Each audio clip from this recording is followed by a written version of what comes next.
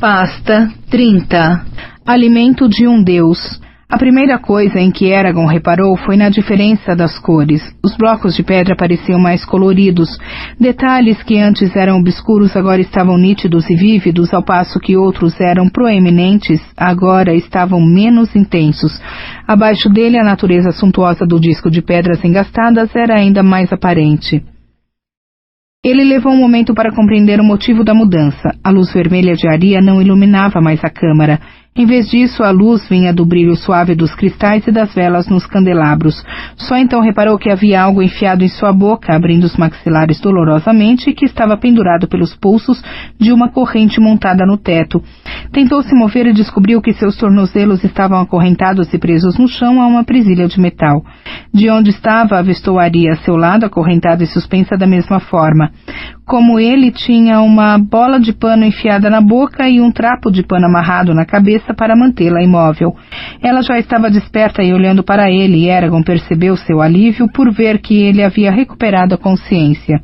— Por que ela já não escapou? Perguntou-se. O que aconteceu? Os pensamentos dele pareciam difíceis e lentos, como se estivesse bêbado de exaustão. Eragon olhou para baixo e viu que tinham-lhe tirado todas as armas e armaduras. Vestia somente as perneiras. O cinto de Belote, o sábio, havia desaparecido, assim como o colar que os anões tinham lhe dado, que impedia qualquer um de ver seu passado ou futuro.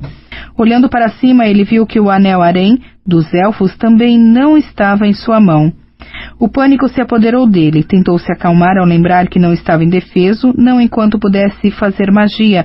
Por causa da mordaça na boca, teria de lançar um encantamento sem dizê-lo em voz alta, o que era um tanto mais perigoso que o método normal, pois se seus pensamentos se desviassem no processo, ele poderia acidentalmente selecionar as palavras erradas, mas não tanto quanto lançar um encantamento sem usar a língua antiga, que era realmente muito arriscado. Em todo caso, só uma pequena quantidade de energia seria necessária para que ele se libertasse, e estava confiante de que poderia fazê-lo sem muita dificuldade. Eragon fechou os olhos e reuniu suas forças, preparando-se. Enquanto fazia, ouviu Aria sacudindo as correntes e fazendo ruídos abafados. Foi então que a viu mexer a cabeça em sua direção. Eragon levantou as sobrancelhas numa pergunta sem palavras. — O que é? Mas ela não pôde fazer nada além de grunhir e continuar a sacudir a cabeça. Frustrado, Eragon cautelosamente dirigiu sua mente para dela, alerta para a intrusão de qualquer outra pessoa. Mas, para sua angústia, sentiu apenas uma pressão indistinta rodeando-o como se fardos de algodão estivessem empilhados ao redor de sua consciência. O pânico começou a crescer em seu íntimo de novo, apesar de seus esforços para controlá-lo. Ele não estava drogado, disso tinha certeza, mas não sabia o que mais, além de uma droga, poderia impedi-lo de tocar a mente de Aria. Se era magia, era diferente de todas as que conhecia. Ele e Aria se encararam por um momento. Um lampejo de movimento atraiu os olhos de Eragon para cima e ele viu linhas de sangue escorrendo pelos antebraços dela, onde as algemas ao redor dos pulsos tinham-lhe esfolado a pele. A raiva o engolfou. Agarrou a corrente acima de sua cabeça e a puxou o mais forte que podia. Os elos se mantiveram firmes, mas recusou-se a desistir. Em um frenesi de fúria, puxou repetidas vezes, sem dar nenhuma atenção ao mal que estava fazendo a si mesmo.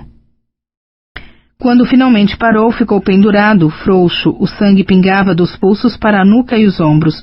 Determinado a fugir, lançou mão do fluxo de energia dentro de seu corpo e, endereçando o encantamento aos grilhões, gritou: Que verste malmurtuhu museda mar frema neton ecatreija. Ele gritou no pano em sua boca.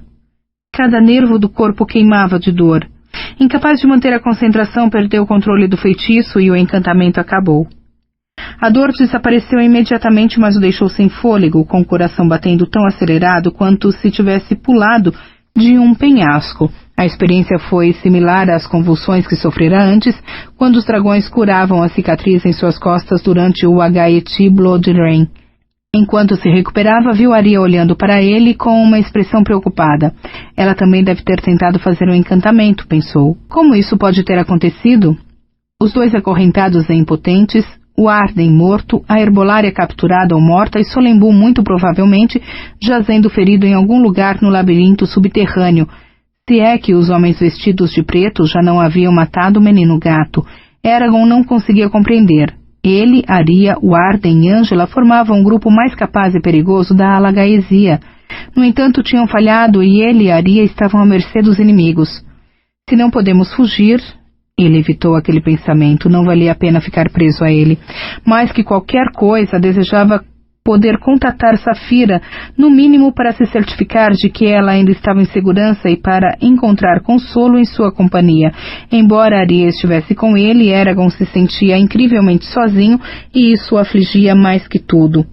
A despeito da agonia de seus pulsos, ele recomeçou a puxar a corrente, convencido de que, se continuasse por tempo suficiente, conseguiria afrouxá-la do teto. Tentou torcê-la, achando que seria mais fácil parti-la assim, mas os grilhões ao redor dos calcanhares o impediam de se virar muito para qualquer dos lados. As feridas nos pulsos acabaram por obrigá-lo a parar, queimavam como fogo e ele temia cortar o músculo se continuasse. Além disso, também estava preocupado com a possibilidade de perder sangue demais, já que as feridas sangravam bastante e não sabia quanto tempo ele e Arya teriam que ficar pendurados ali. Era impossível dizer que horas eram, mas calculou que estavam presos havia apenas algumas horas no máximo, pois ainda não sentia a necessidade de comer, beber ou ir ao banheiro.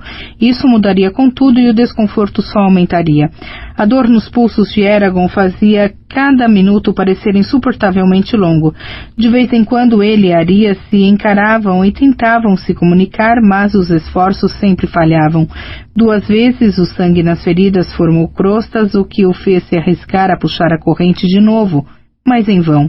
Durante a maior parte do tempo, ele e Arya suportaram o tormento. Então, quando Eragon havia começado a se perguntar se alguém viria, ouviu um clangor de sinos de ferro em algum lugar dos túneis e corredores, e as portas dos 2 lados do altar preto se abriram, girando em gonzos silenciosos. Os músculos de Eragon se retesaram com antecipação. Um minuto aparentemente interminável se passou. Com um toque impetuoso e dissonante, os sinos soaram de novo, enchendo a câmara com ecos furiosos. Pelas portas entraram 3 acólitos, homens jovens vestidos com roupas douradas, cada um carregando uma estrutura de metal com sinos pendurados. Atrás deles vinham 24 homens e mulheres, nenhum dos quais possuía todos os membros do corpo. Ao contrário de seus predecessores, os aleijados usavam vestes de couro escuro, feitas sob medida para acomodar suas mutilações. E por último, 6 escravos de corpos reluzentes de óleo carregavam uma liteira, sobre a qual, apoiada bem ereta, vinha uma figura aparentemente assexuada, sem braços, sem pernas, sem dentes. O sumo sacerdote de Elgrind. Da cabeça dele erguia-se uma crista de 90 centímetros de altura que só o fazia parecer mais deformado. Os sacerdotes e os acólitos se posicionaram ao redor da borda do disco de pedras incrustadas no chão, enquanto os escravos delicadamente baixavam a liteira sobre o altar no fundo do aposento. Os 3 rapazes perfeitos e bonitos tocaram os sinos mais uma vez, criando um estrépito dissonante, e os sacerdotes vestidos de couro entoavam uma frase curta tão depressa que Eragon não teve certeza do que haviam dito, embora parecesse um cântico ritual. Em meio ao amontoado de palavras, reconheceu os nomes dos 3 picos de Elgrind, Gorm, Hilda e Felangvara. O sumo sacerdote olhou para ele e Arya com olhos que pareciam lascas de pedra. Bem-vindos aos salões de Tosk, disse ele, sua boca atrofiada, distorcendo as palavras. Pela 2ª vez você invadiu nossos santuários, cavaleiro de dragão. Não terá a oportunidade de fazê-lo de novo. Galbatorix quer que poupemos a vida de vocês e que os mandemos para Orubaen. Ele acredita que pode obrigar você a servi-lo. Sonha em ressuscitar os cavaleiros e restaurar a raça dos dragões. Digo que os sonhos deles são loucura. Você é perigoso demais e não queremos ver os dragões ressurgirem. Acredita-se que fazemos nossos cultos em nome de Elgrind. Isso é uma mentira que dizemos para esconder a verdadeira natureza de nossa religião. Não é Elgrind que reverenciamos. São os antigos, que fizeram seu covil dentro dela, que sacrificamos nossa carne e sangue. Os Khazak são nossos deuses, cavaleiros de dragão. Os Khazak e os Letterblaka. O horror foi se apoderando de Eragon como uma náusea. O sumo sacerdote cuspiu nele e o cuspe escorreu de seu lábio inferior. Não existe tortura horrenda o suficiente para seu crime, cavaleiro. Você matou nossos deuses, você e seu maldito dragão. Por isso deve morrer. Eragon lutou contra os grilhões e tentou gritar, apesar da mordaça. Se pudesse falar, poderia ganhar tempo contando a eles quais haviam sido as últimas palavras dos Razaks, ou ameaçando-os com a vingança de Saphira, mas seus captores não pareciam inclinados a tirar-lhe a mordaça. Num gesto hediondo, o sumo sacerdote sorriu, mostrando as gengivas cinzentas. Você nunca escapará, cavaleiro. Os cristais aqui foram encantados para aprisionar quem quer que tentasse profanar nosso templo ou roubar nossos tesouros, mesmo alguém como você. Também não há ninguém para vir resgatá-lo. 2 de seus companheiros estão mortos, até aquela bruxa intrometida, e Murtag não sabe de sua presença aqui. Hoje é o dia de sua perdição, Eragon, matador de espectros. O sumo sacerdote inclinou a cabeça para trás e emitiu um horrendo assovio gorgolejante. Da porta escura à esquerda do altar saíram 4 escravos de peito nu. Traziam nos ombros uma plataforma com 2 saliências rasas, semelhantes a xícaras. Dentro delas havia um par de objetos ovais, cada um com cerca de 45 centímetros de comprimento e 15 de espessura. Os objetos eram negro-azulados e esburacados como arenito. O tempo pareceu desacelerar e passar mais devagar para Eragon. Eles não podem ser, pensou. O ovo de Saphira, entretanto, tinha sido liso e coberto de veios como mármore. O que quer que fossem aqueles objetos não eram ovos de dragão. As alternativas o assustavam ainda mais. Desde que você matou os antigos, disse o alto sacerdote, é justo que forneça o alimento para o renascimento deles. Você não merece tão grande honra, mas isso agradará aos antigos e em todas as coisas devemos nos esforçar para satisfazer aos desejos deles. Somos seus fiéis servidores e eles, nossos senhores cruéis e implacáveis. O Deus de 3 faces, os caçadores de homens, os comedores de carne e os bebedores de sangue. A eles oferecemos nossos corpos na esperança da absolvição de nossas transgressões. Como Tosk escreveu, assim será. Em uníssono, os sacerdotes vestidos em couro repetiram. Como Tosk escreveu, assim será. O sumo sacerdote assentiu. Os antigos sempre tiveram seus ninhos em Elgrind, mas nos tempos do pai de meu avô, Galbatorix roubou seus ovos e matou as crias, e os obrigou a jurar lealdade sob a ameaça de erradicar toda a linhagem. Ele esvaziou nossas cavernas e túneis e os usaram desde então, e a nós, seus dedicados acólitos, ele entregou os ovos para que os guardássemos, conservássemos e deles cuidássemos até que fossem necessários. Cumprimos essa tarefa e ninguém pode fazer críticas ao nosso serviço, mas rezamos para que algum dia Galbatorix seja derrubado, pois ninguém deve submeter os antigos à sua vontade. Isso é uma abominação. A criatura deformada lambeu os lábios e, para seu horror, Eragon viu que uma parte da língua lhe estava faltando. Fora cortada com uma faca. Você também, cavaleiro, queremos que se vá. Os dragões foram os maiores inimigos dos antigos. Sem eles e sem Galbatorix não haverá ninguém para impedir os antigos de se banquetearem onde e quando quiserem. Enquanto o sumo sacerdote falava, os 4 escravos carregando a plataforma avançaram e cuidadosamente abaixaram de seus ombros para o disco de pedras engastadas, deixando-a alguns passos à frente de Eragon e Arya. Depois que acabaram, inclinaram a cabeça e se retiraram pela porta por onde tinham entrado. Quem poderia pedir algo mais que alimentar um deus com um tutano de seus ossos? Perguntou o sumo sacerdote.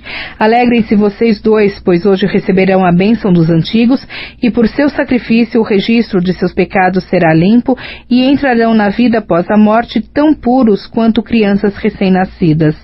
O sumo sacerdote e seus seguidores levantaram o rosto em direção ao teto e começaram a entoar uma canção estranha, com uma cadência misteriosa que Eragon teve dificuldade de compreender. Ele se perguntou se seria no dialeto de Tosk. De vez em quando lhe parecia ouvir palavras na língua antiga, truncadas e mal empregadas, mas na língua antiga. Quando a grotesca congregação acabou, encerrando com mais um coro de "Como Tosca escreveu, assim será", os 3 acólitos balançaram os sinos em um êxtase de fervor religioso e o clamor resultante pareceu alto o suficiente para pôr abaixo o teto.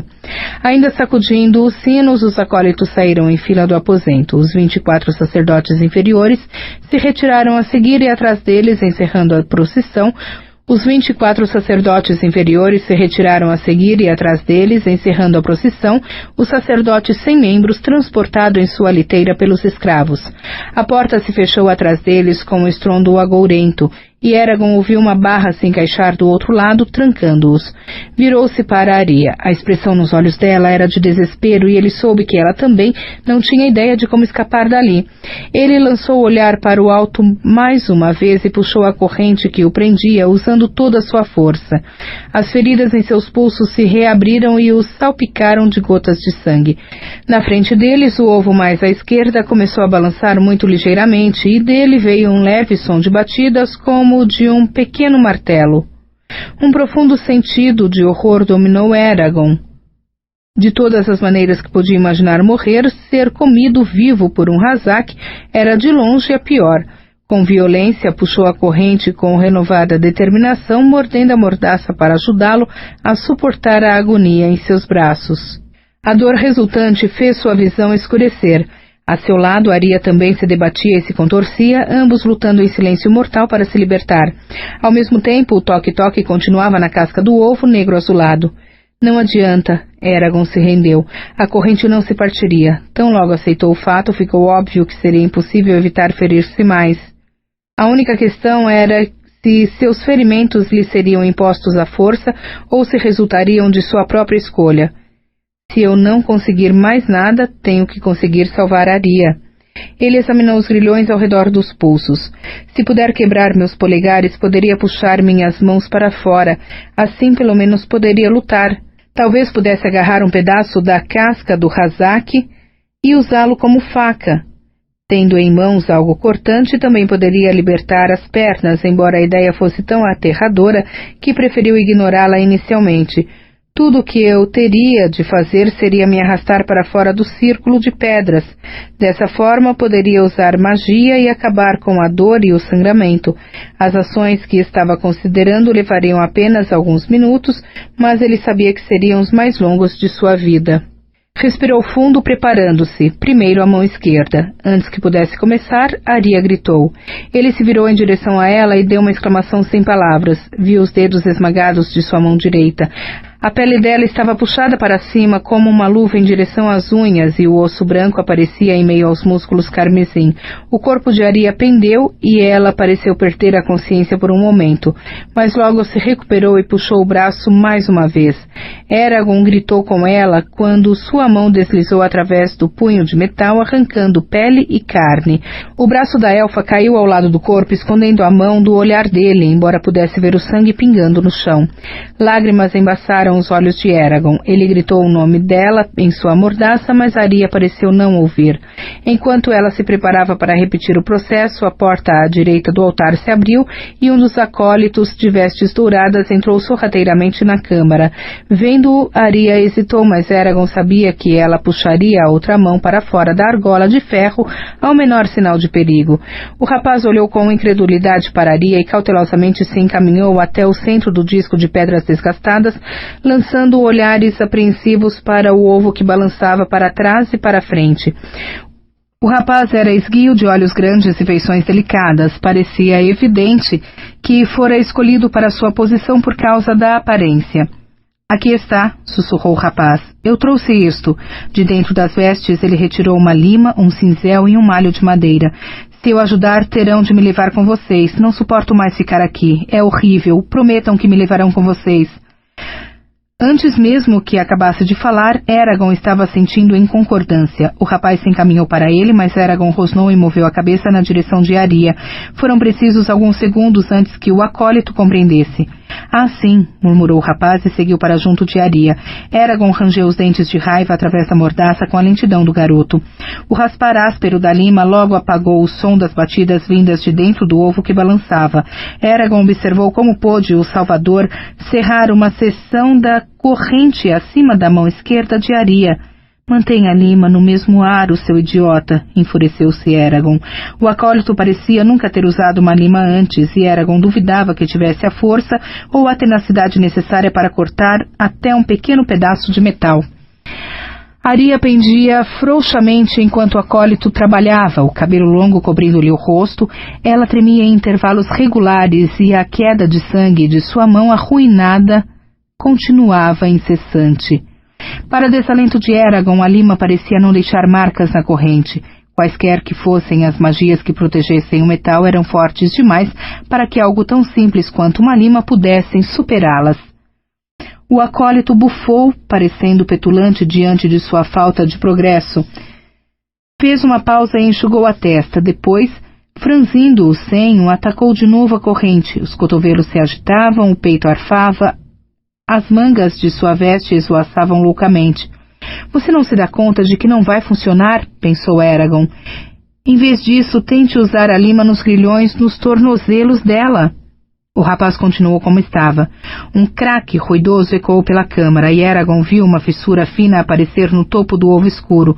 A fissura cresceu e uma teia de fraturas minúsculas se espalhou para fora. O segundo ovo também começou a se balançar e dele veio outro som de batidas que se juntou com o primeiro formando um ritmo enlouquecedor. O acólito empalideceu, deixou cair a lima e se afastou de Aria, sacudindo a cabeça. Sinto muito, é tarde demais. O rosto dele se contraiu e as lágrimas rolaram de seus olhos. Sinto muito. A preocupação de Eragon aumentou quando o rapaz puxou um punhal da veste. Não há mais nada que eu possa fazer, disse quase como se falasse consigo mesmo. Mais nada. Ele fungou e se moveu na direção de Eragon. É melhor assim. Diante da aproximação do rapaz, Eragon lutou contra as correntes, tentando arrancar uma das mãos do aro de metal. Contudo, os punhos de ferro eram justos demais e tudo o que conseguiu foi arrancar mais pele dos pulsos. Sinto muito, sussurrou o rapaz parando na frente de Eragon e levantando o punhal. Não! Gritou Eragon em sua mente. Um pedaço de ametista saiu voando do túnel que tinha trazido Eragon e Aria para a câmara. Acertou o acólito na parte de trás da cabeça, fazendo-o cair contra Eragon, que se encolheu ao sentir a lâmina do punhal deslizar contra suas costelas. O rapaz tombou no chão, inconsciente. Das profundezas do túnel emergiu um vulto pequenino cocheando. Eragon olhou fixamente e à medida que o vulto se movia para a luz, viu que era nada mais, nada menos que Solembum. Uma onda de alívio dominou Eragon. O menino gato estava em sua forma humana, nu, exceto por um pano esfarrapado em volta dos quadris, que parecia ter sido arrancado das roupas daqueles que o haviam atacado. Seus cabelos pretos arrepiados estavam quase em pé, e um rosnado fúnebre lhe desfigurava os lábios. Vários cortes lhe cobriam os antebraços, a orelha esquerda pendia frouxa do lado da cabeça, e faltava uma tira de pele de seu couro cabeludo. Empunhava uma faca suja de sangue, e seguindo-o vinha a herbolária, Ângela. Pasta 31. Infiéis à solta. Que idiota! Exclamou Ângela, se apressando para chegar à borda do disco de pedras no assoalho. Ela estava sangrando de uma variedade de cortes e arranhões, e as roupas estavam ainda mais manchadas de sangue, que Eragon desconfiava que não fosse dela. Exceto por isso, parecia não estar ferida. Tudo o que ele tinha a fazer era isso. Ela balançou a espada com a lâmina transparente para cima e sobre sua cabeça e bateu com um punho contra uma das ametistas que circundavam o disco. O cristal se despedaçou com um estalo estranho, como um choque de estática, e a luz que emitia bruxuleou e se apagou. Os outros cristais mantiveram sua radiância. Sem fazer pausas, Ângela seguiu para o pedaço de ametista seguinte e o quebrou também, e depois o seguinte e assim por diante. Nunca em sua vida Eragon tinha ficado tão feliz por ver alguém.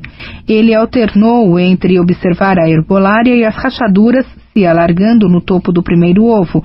O Razak tinha quase aberto caminho a bicadas para sair dele, um fato de que parecia ter conhecimento, pois o vigor de seus guinchados e batidas ganhava força redobrada. Entre os pedaços de casca, Eragon viu uma espessa membrana branca e a cabeça bicuda do Razak, fazendo pressão cegamente, horrenda e monstruosa. Depressa, depressa, pensou Eragon. Um fragmento do tamanho de sua mão caiu do ovo e quicou no chão como um prato feito de barro cozido. A membrana se rasgou e o jovem Hazak enfiou a cabeça para fora do ovo, revelando sua língua farpada e emitindo um grito triunfante.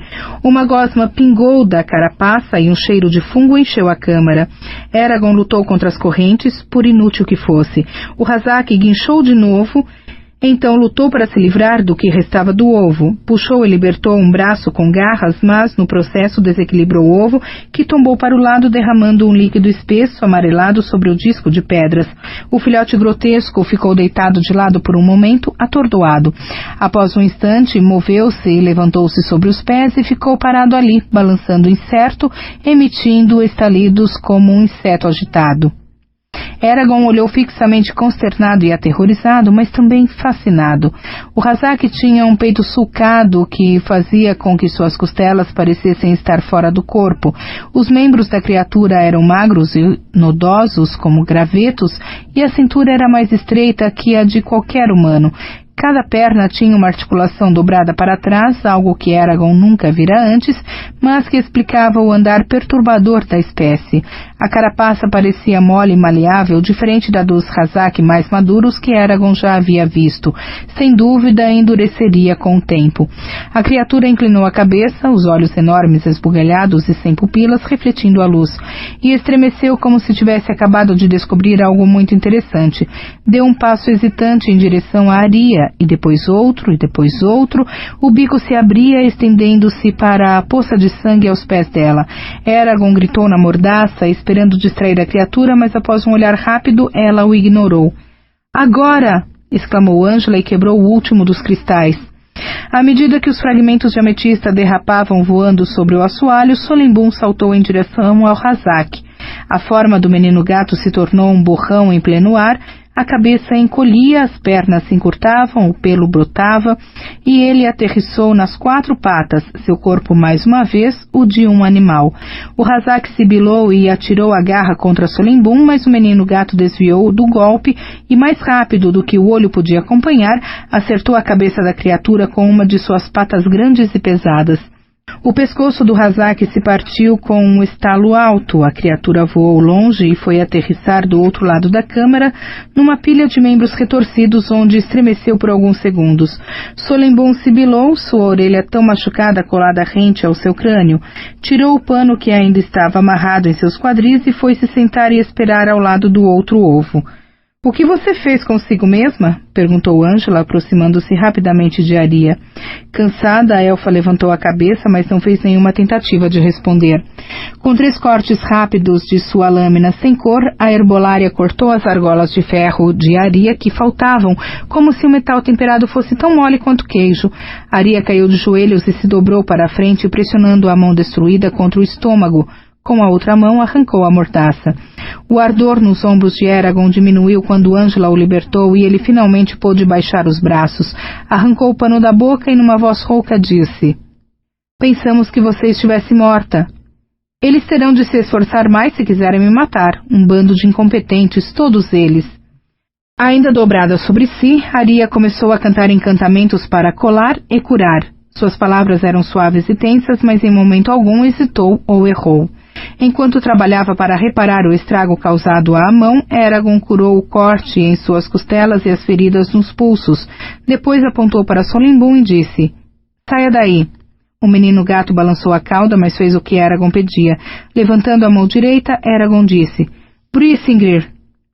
Um pilar de chama azul irrompeu ao redor do segundo ovo. A criatura dentro dele gritou. Um grito terrível, sobrenatural, mais como o som de rasgar de metal do que o grito de uma pessoa ou animal. Estreitando os olhos por causa do calor, Eragon observou com satisfação o ovo queimar. "Que este seja o último deles", pensou. Quando o grito cessou, ele extinguiu a chama, que se apagou de baixo para cima. O silêncio que se seguiu foi inesperadamente completo, pois Aria havia acabado seus cânticos e tudo ficou quieto. Ângela foi a primeira a se mover, foi até Solembum e se postou inclinada para ele, murmurando na língua antiga, enquanto lhe curava a orelha e os outros ferimentos. Eragon se ajoelhou ao lado de Aria e pôs a mão em seu ombro. Ela levantou os olhos e desdobrou o corpo o suficiente para lhe mostrar a mão. A pele ao longo do terço inferior do polegar e ao longo da borda externa da palma e das costas da mão estava reluzente e muito vermelha. Todavia, os músculos abaixo pareciam saudáveis. — Por que você não termina a cura? — perguntou ele. — Se estiver cansada demais, eu posso... Ela sacudiu a cabeça. — Danifiquei vários nervos e parece que não consigo repará-los. Preciso da ajuda de Bloodgarm. Ele é mais habilidoso que eu para manipular carne. — Você pode lutar? — Se for cuidadosa. Ele apertou a mão sobre o ombro dela por um momento. — O que você fez? — Só fiz o que era lógico. A maioria das pessoas não teria tido a força. Tentei, mas minha mão era grande demais, está vendo? Ele levantou a mão junto da dela. Ela sentiu, segurou no braço dele e lentamente se levantou. Eragon a acompanhou, oferecendo-lhe apoio firme. — Precisamos encontrar nossas armas, disse ele. — E meu anel, meu cinto e o colar que os anões me deram. Ângela franziu o senho. — Por que seu cinto? É encantado? Quando Eragon hesitou, sem saber se deveria contar a verdade, Arya disse: — Não conheceria o nome daquele que o fez, sábia, mas durante suas viagens com certeza deve ter ouvido falar do cinto das 12 estrelas. Os olhos da herbolária se arregalaram. — Aquele cinto? Mas pensei que tivesse se perdido há mais de 4 séculos, destruído durante o... — Nós o recuperamos, disse Arya secamente. Eragon percebeu que a herbolária estava louca para fazer mais perguntas, mas ela disse apenas: — Compreendo. Contudo, não podemos perder tempo procurando aqui neste emaranhado. Assim que os sacerdotes perceberem que vocês escaparam, teremos o bando inteiro correndo atrás de nós e nos mordendo os calcanhares. Eragon apontou para o acólito caído no chão e disse: — Talvez ele saiba para onde levaram nossas coisas. Agachando-se, a herbolária colocou 2 dedos sobre a jugular do rapaz, sentindo-lhe o pulso. Deu-lhe tapas nas faces e puxou suas pálpebras para trás. O acólito se manteve caído, frouxo e imóvel. Sua falta de resposta pareceu irritar a herbolária. — Um momento, disse ela fechando os olhos. Um leve franzir marcou sua testa. Por algum tempo ficou imóvel até que se levantou com uma súbita velocidade. — Que imprestável egoísta! Não é de espantar que os pais dele o tenham mandado se juntar aos sacerdotes. Estou surpreendida por eles o terem aturado por tanto tempo. — Ele sabe alguma coisa de útil? Perguntou Eragon. — Só o caminho para a superfície. Ela apontou para a porta à esquerda do altar, a mesma por onde os sacerdotes tinham entrado e saído. É espantoso que ele tenha tentado libertar vocês. Desconfio que seja a primeira vez na vida que tenha feito algo por iniciativa própria. Temos de levá-lo conosco. Eragon detestou dizer, mas o dever o obrigava. Prometi que levaria se nos ajudasse. Ele tentou matá-lo. Dei minha palavra. Ângela suspirou e revirou os olhos. Para Arya disse: Imagino que você não possa convencê-lo do contrário. Arya sacudiu a cabeça, levantou o rapaz e o atirou por cima do ombro sem esforço aparente. Posso carregá-lo, disse. Nesse caso, disse a herbolária para Eragon, é melhor você ficar com isto, uma vez que parece que nós 2 nos encarregaremos das lutas. Ela entregou a Eragon sua espada curta, então tirou um punhal com um punho cravejado de joias das pregas do vestido. De que é feita? Quis saber Eragon, que examinava atentamente a lâmina transparente da espada, notando como capturava e refletia a luz. A substância lhe recordava diamante, mas não conseguia imaginar que alguém pudesse fazer uma arma de uma pedra preciosa, pois a quantidade de energia necessária para impedir que a pedra se partisse teria exaurido qualquer mago normal. Não é nem de pedra nem de metal, respondeu a herbolária. Aqui vai uma advertência, contudo. Você deve ter grande cuidado quando manejá-la. Nunca toque no gume nem permita que nada que lhe é precioso se aproxime dele, ou vai se arrepender. Do mesmo modo, nunca apoie a espada contra algo de que vá precisar. Sua perna, por exemplo. Desconfiado, Eragon afastou a espada do corpo. Por quê? Porque, continuou a herbolária com evidente satisfação, esta é a lâmina mais afiada que já existiu. Nenhuma outra espada, faca ou machado pode igualar seu gume, nem Brisingr. É a suprema corporificação de um instrumento de corte. Isto, ela fez uma pausa para dar ênfase, é o arquétipo de um plano inclinado. Você não encontrará igual em lugar nenhum.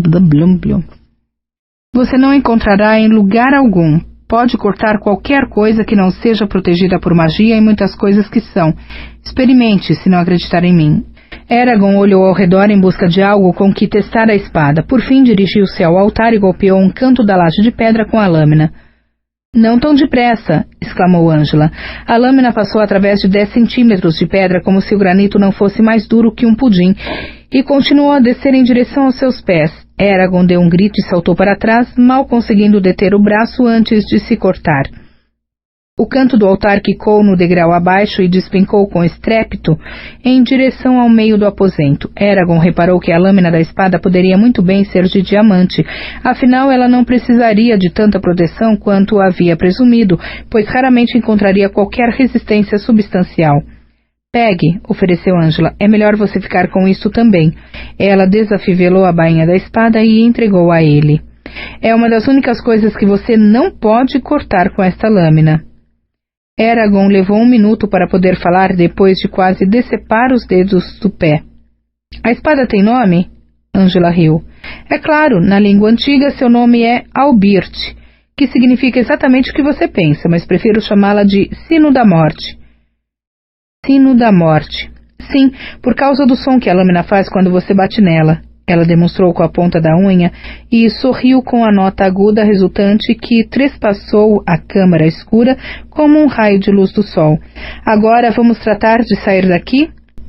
Eragon verificou se não estava esquecendo nada. Então assentiu, encaminhou-se para a porta da esquerda e a abriu o mais silenciosamente que pôde. Para além da porta havia um longo e largo vestíbulo iluminado por tochas, e montando guarda em 2 fileiras, uma ao longo de cada lado do vestíbulo, havia 20 dos guerreiros vestidos de preto que os haviam emboscado anteriormente. Eles olharam para Eragon e se moveram para pegar as armas. Eragon praguejou consigo mesmo e saltou adiante, pretendendo atacar antes que os guerreiros pudessem desembainhar as espadas e se organizar em grupos. Contudo, só tinha avançado alguns metros quando um lampejo de movimento apareceu ao lado de cada homem, um borrão esmaecido de sombra como o movimento de um pendão sob o vento que ele viu de esguelha. Sem dar sequer um único grito, os 20 homens se enrijeceram e caíram duros no chão, mortos. Alarmado, Eragon se deteve antes de chegar aos corpos. Cada homem tinha sido apunhalado no olho em um golpe tão limpo e certeiro quanto era possível.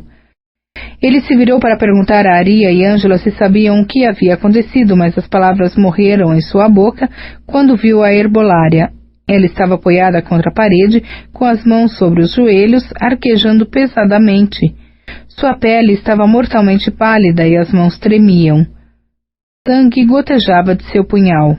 Espanto e temor dominaram Eragon. O que quer que a herbolária tivesse feito estava além de sua compreensão. Sábia, chamou Aria e ela também pareceu hesitante. Como conseguiu fazer isso? A herbolária riu baixinho nos intervalos da respiração ofegante e disse: usei um truque que aprendi com meu mestre, Tenga, há séculos. Que 1000 aranhas mordam as orelhas dele. Mordisquem. Sim, mas como fez o que fez?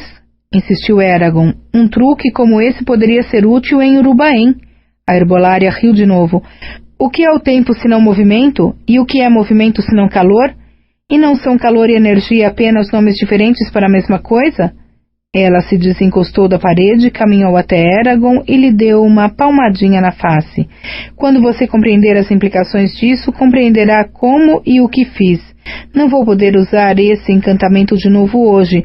Não sem me ferir, por isso não espere que eu mate todo mundo da próxima vez que encontrarmos um bando de adversários. Com alguma dificuldade, Eragon engoliu sua curiosidade e assentiu. Tirou uma túnica e um colete acolchoado de um dos homens mortos e, depois de vesti-los, seguiu à frente descendo pelo corredor e passando pelo arco ao fundo. Não encontraram mais ninguém no complexo de salas e corredores, nem viram nenhum sinal dos objetos roubados. Embora Eragon estivesse satisfeito por não serem vistos, a ausência de criados o preocupou. Esperava que ele e seus companheiros não tivessem acionado alarmes que avisassem os sacerdotes da fuga. Ao contrário das câmaras abandonadas que tinham visto antes da emboscada, aquelas por onde passavam agora eram cheias de tapeçarias, peças de mobília e estranhos objetos feitos de latão e cristal, cuja utilidade Eragon não conseguia imaginar. Mais de uma vez, uma escrivaninha ou uma estante de livros o tentou a fazer uma pausa e examinar seu conteúdo, mas ele sempre resistiu. Não tinham tempo para ler velhos papéis embolorados, não importava quanto parecessem intrigantes. Ângela escolheu o caminho por onde eles seguiram sempre que houve uma opção, mas Eragon se manteve à frente, segurando o punho coberto de arame de sino da morte, com tamanha força que começou a sentir cãibra na mão. Logo eles chegaram a um corredor que acabava em um lance de escada e se estreitava à medida que subia. 2 acólitos estavam prostrados nas laterais da escada, cada um segurando barras com sinos como Eragon vira antes. Ele correu para os rapazes e conseguiu golpear um dos acólitos no pescoço antes que pudesse gritar ou tocar os sinos. O outro, contudo, teve tempo de fazer ambas as coisas sem que Solembum saltasse em cima dele e o derrubasse no chão, dilacerando-lhe a face. O corredor inteiro ressoou com o clamor. «Depressa!» exclamou Eragon, que subia correndo os degraus. No alto da escada havia uma parede que se erguia isolada com cerca de 3 metros de altura, coberta de ornatos em forma de arabescos e entalhes que pareceram a Eragon vagamente conhecidos. Ele deu a volta na parede e se viu coberto por um feixe de luz rosada de tamanha intensidade que hesitou, confuso. Levantou a espada para sombrear os olhos. A menos de 1,5 metros, o sumo sacerdote estava sentado na liteira, com sangue escorrendo de um corte no ombro. Uma sacerdotisa, uma mulher sem as mãos, estava ajoelhada a seu lado, recolhendo o sangue que caía em um cálice de ouro que segurava entre os antebraços. Tanto ela quanto o sumo sacerdote encararam Eragon com enorme espanto. Eragon olhou para além deles e viu como se numa série de clarões de relâmpagos, colunas maciças sulcadas se erguendo em direção ao teto abobadado que desaparecia nas sombras, janelas de vitrais embutidas nas paredes altíssimas, as janelas da esquerda ardendo com a luz do sol que nascia, as da direita escuras e apagadas, sem vida. Estátuas claras se erguiam entre as janelas, fileiras de bancos de granito, salpicados de cores diferentes, se estendiam até a entrada mais distante da nave, e enchendo as 4 primeiras fileiras um bando de sacerdotes vestidos de couro, rostos erguidos para o alto, as bocas abertas cantando como filhotes, implorando comida. Eragon afinal se deu conta de que estava na grande catedral de Drasleona, do outro lado do altar diante do qual outrora havia se ajoelhado com reverência. A mulher sem mãos deixou cair o cálice e se levantou, atirando os braços para os lados para proteger o sumo sacerdote com o corpo. Atrás dela, Eragon vislumbrou o azul da bainha de Bríssinger estendida no chão, junto à borda da liteira, e pensou ter visto Arém ao lado dela. Antes que pudesse correr para a espada, 2 guardas avançaram em sua direção, saindo cada um de um lado do altar, tentando golpeá-lo com lanças gravadas e de franjas vermelhas. Ele se desviou do primeiro guarda e cortou a haste da lança do homem, fazendo a lâmina voar no ar. Eragon cortou o homem em 2. Sino da morte atravessou sua carne e seus ossos com uma facilidade chocante. Eragon despachou o segundo guarda com a mesma rapidez, virando-se para enfrentar um par que se aproximava por trás. Ângela se juntou a ele, brandindo o punhal, e em algum lugar à sua esquerda, Solembum rosnou. Aria se manteve para trás, afastada da luta, ainda carregando o rapaz. O sangue derramado do cálice tinha coberto o chão ao redor do altar. Os guardas escorregaram na poça formada e o homem de trás caiu e derrubou seu companheiro. Eragon deslizou em direção a eles, sem nunca levantar os pés do chão, de modo a evitar perder o equilíbrio. Antes que os guardas pudessem reagir, matou ambos, tomando cuidado para controlar a espada encantada ao cortá-los sem dificuldade.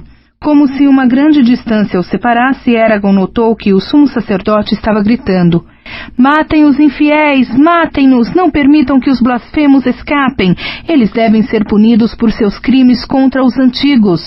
A congregação de sacerdotes começou a uivar e a bater os pés, e Eragon sentiu que sua mente estava sendo atacada por garras, como uma alcateia de lobos caçando um cervo enfraquecido.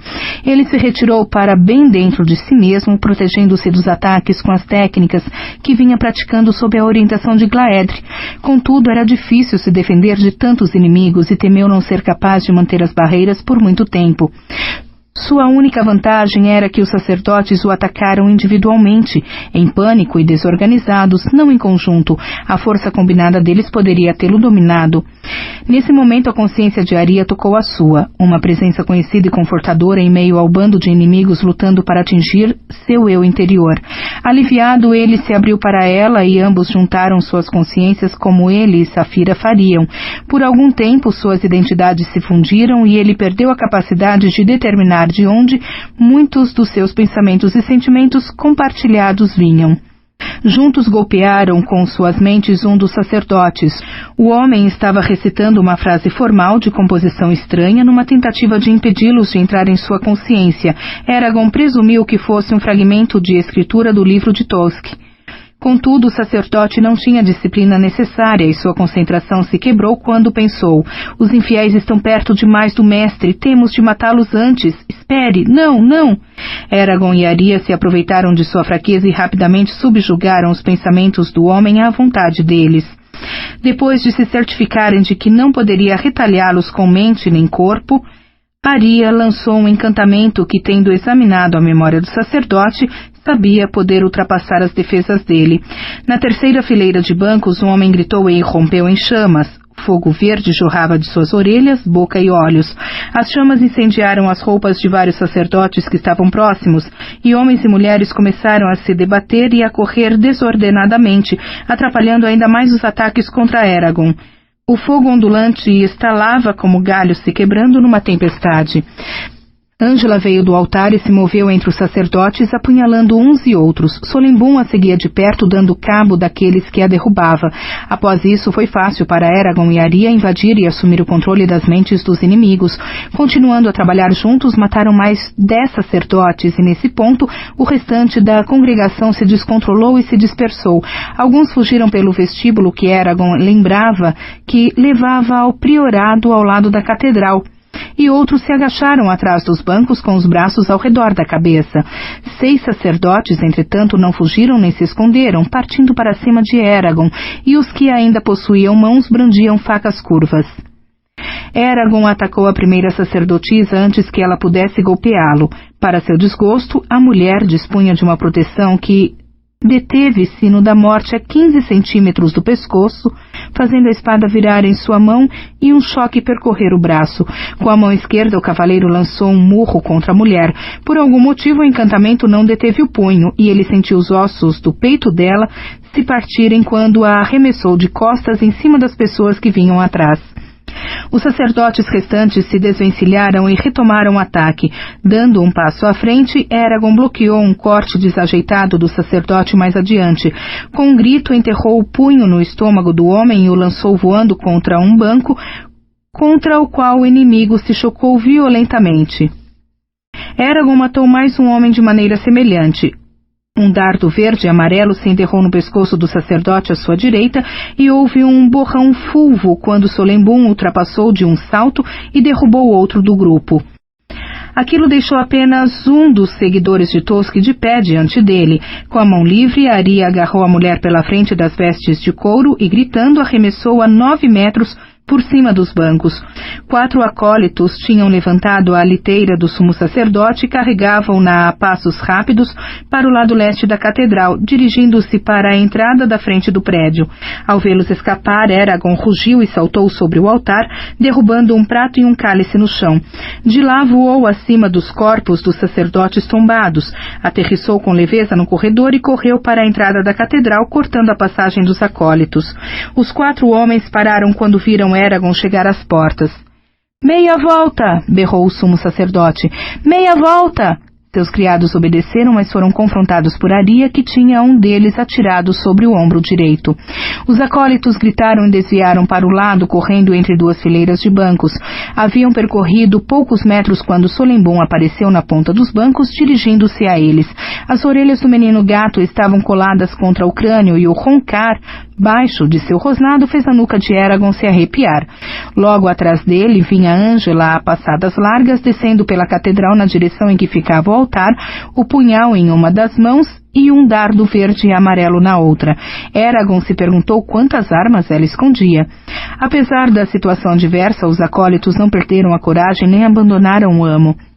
Em vez disso, os 4 gritaram e correram ainda mais depressa para atacar Solembum, presumivelmente porque o menino gato era o menor e o mais próximo de seus oponentes e porque acreditaram que seria o mais fácil de vencer. Estavam enganados. Em um único movimento, Solembum se agachou, saltou para cima de um banco e, no mesmo movimento, pulou na direção de um dos 2 acólitos que vinham na frente. Enquanto o menino gato voava no ar, o sumo sacerdote gritou algo na língua antiga. Eragon não reconheceu a palavra, mas o som era inconfundivelmente o da língua nativa dos elfos. Qualquer que tivesse sido o encantamento, pareceu não ter efeito sobre Solembum.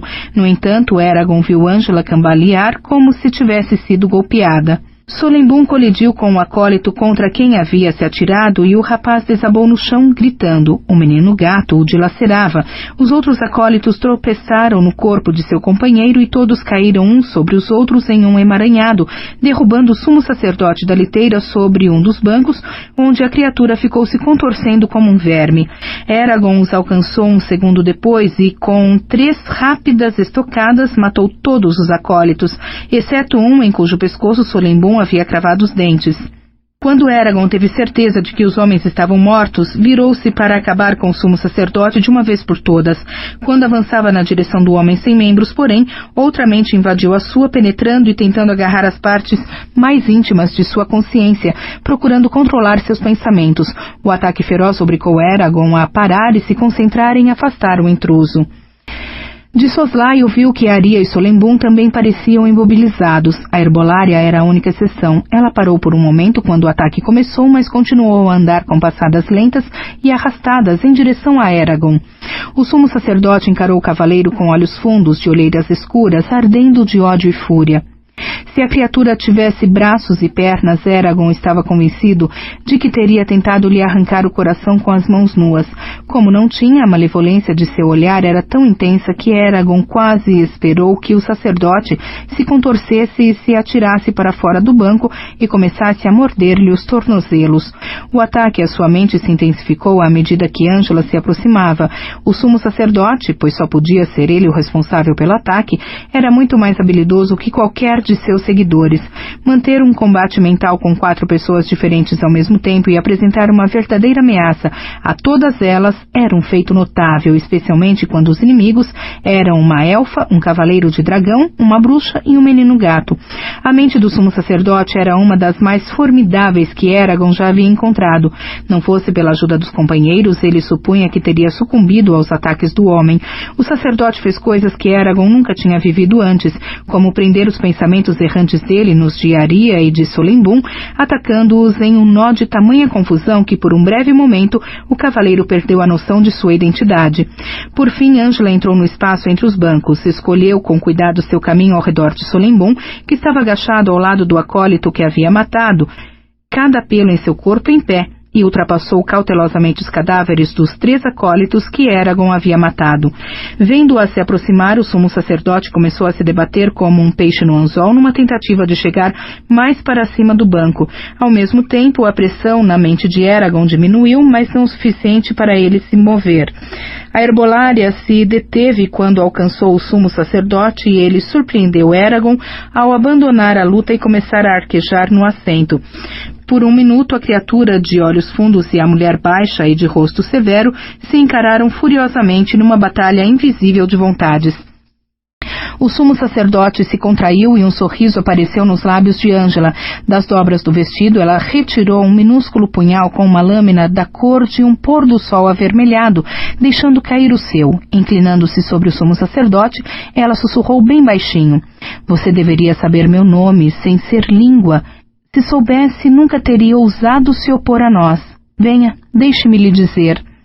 A voz dela se tornou ainda mais baixa, baixa demais para que Eragon ouvisse, mas enquanto ela falava, o sumo sacerdote empalideceu e sua boca franzida se abriu, formando um buraco negro oval. Um uivo sobrenatural emanou de sua garganta. A catedral inteira ressoou com um berro da criatura. Ah, cale-se! Exclamou a herbolária. Ela enterrou o pequeno punhal da cor do pôr do sol no centro do peito do sumo sacerdote. A lâmina lampejou branca como ferro quente e desapareceu como uma trovoada distante. A área ao redor da ferida incandesceu como madeira queimando, e pele e carne começaram a se desintegrar numa fuligem fina e escura que jorrou para dentro do peito do sumo sacerdote. Com um gorgolejar sufocado, o uivo da criatura cessou tão abruptamente como tinha começado. O encantamento logo devorou os restos do sumo sacerdote, reduzindo seu corpo a uma pilha de pó preto, cuja forma era igual à silhueta da cabeça e do torso do sacerdote. E já vai tarde, disse Ângela, balançando a cabeça com firmeza. Pasta 32. O badalar do sino. Eragon se sacudiu como se despertasse de um pesadelo. Agora que não precisava repelir o ataque do sumo sacerdote, gradualmente via que o sino do priorado estava tocando, um som alto, persistente, que o recordava de quando os Khazaki o tinham posto para correr da catedral durante sua primeira visita a Drasleona com Bron. Murtag e Thor logo estarão aqui, pensou. Temos de sair antes que cheguem. Ele embaiou um sino da morte e a entregou a Ângela. Pegue, disse. Acho que vai querer isto. Afastou os corpos dos acólitos até descobrir Brisingr. Quando sua mão se fechou sobre o punho da espada, uma sensação de alívio dominou. Ainda que a arma da herbolária fosse uma lâmina boa e perigosa, não era a sua arma. Sem Brisingr, ele se sentia exposto, vulnerável, e também se sentia assim quando estava separado de Saphira. Precisou de mais alguns momentos em busca para encontrar o anel que tinha rolado para debaixo de um dos bancos e o colar que estava enrolado ao redor de um dos suportes da liteira. Em meio à pilha de corpos, também descobriu a espada de Aria e ela ficou satisfeita em recuperar, mas não havia nenhum sinal de seu cinto, o cinto de Belote, o sábio. Eragon olhou debaixo de todos os bancos próximos e inclusive correu de volta ao altar, inspecionando a área ao redor. Não está aqui, disse finalmente, desesperando-se.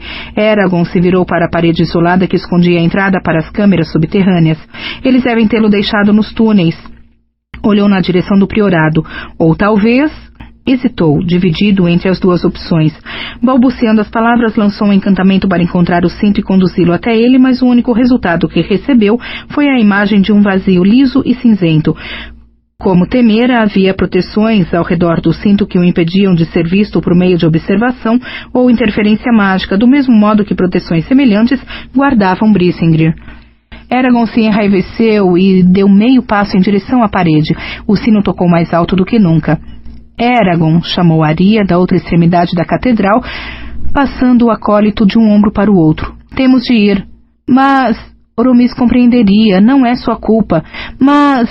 Desista, o cinto já foi perdido antes, nós o encontraremos de novo. Por ora devemos voar, depressa. Eragon praguejou, virou-se e correu para se juntar a Aria, Ângela e Solebum na frente da catedral. De todas as coisas para perder... Parecia quase um sacrilégio abandonar o cinto quando tantas criaturas haviam morrido para enchê-lo de energia. Além disso, estava com um sentimento terrível de que poderia precisar daquela energia antes do fim do dia. Ele e a herbolária empurraram e abriram as portas pesadas que levavam para fora da catedral, e Eragon enviou sua mente em busca de Saphira, que, ele sabia, estaria voando em círculos bem alto acima da cidade, esperando seu contato. O momento de ser discreto passara havia muito, e Eragon não se importava mais se Murtag ou algum outro feiticeiro percebesse sua presença. Logo sentiu o toque conhecido da consciência de Saphira.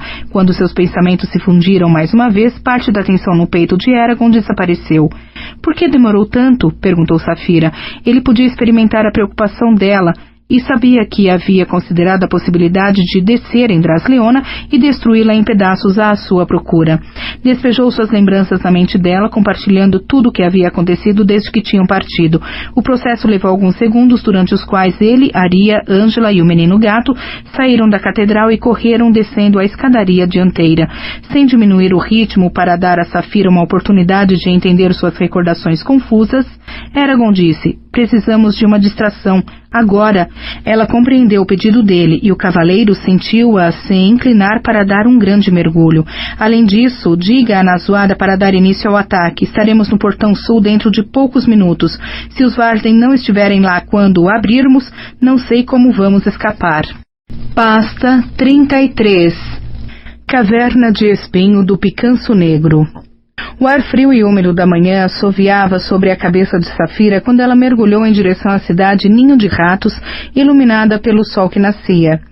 Os raios baixos de luz faziam os prédios de casca de ovo fedendo a madeira se destacarem em alto relevo, seus lados orientais negros de sombra.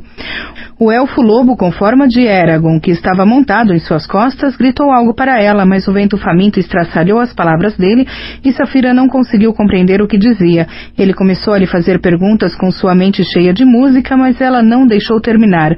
Em vez disso, contou-lhe a situação difícil em que Eragon se encontrava e pediu que ele avisasse na zoada que agora era o momento de partir para a ação. Como a sombra de Eragon que Bloodgarm usava haveria de enganar alguém, Saphira não conseguia compreender. Ele não cheirava como seu parceiro do coração e da mente, nem seus pensamentos se assemelhavam aos de Eragon. Contudo, os bípedes pareciam impressionados com a aparição e eram os bípedes que eles estavam tentando enganar. Do lado esquerdo da cidade Ninho de Ratos, a forma reluzente de Thor estava estendida ao longo das muralhas acima do portão sul.